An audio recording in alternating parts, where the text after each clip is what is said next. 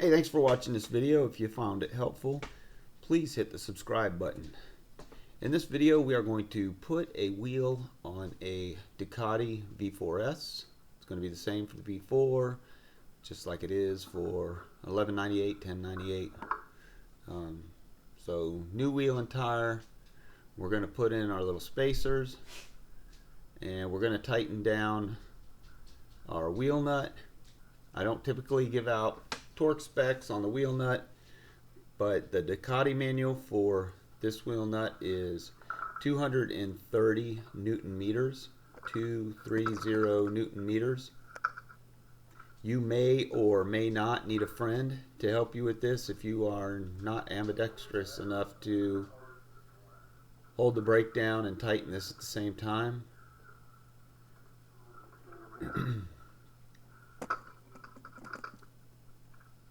So here's the bike owner holding the brake down, and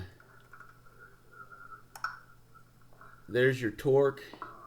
Chances are when you put the torque in on this, your nut is not going to line up at all with the holes in the axle.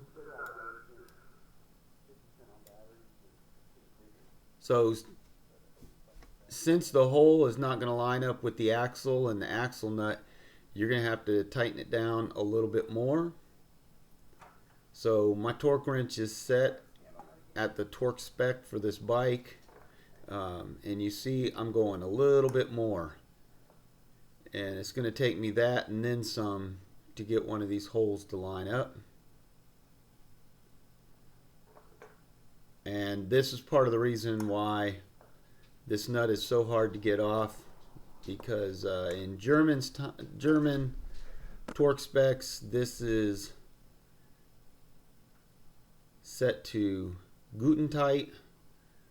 So now we're just putting the retaining clip into the nut, and there we go.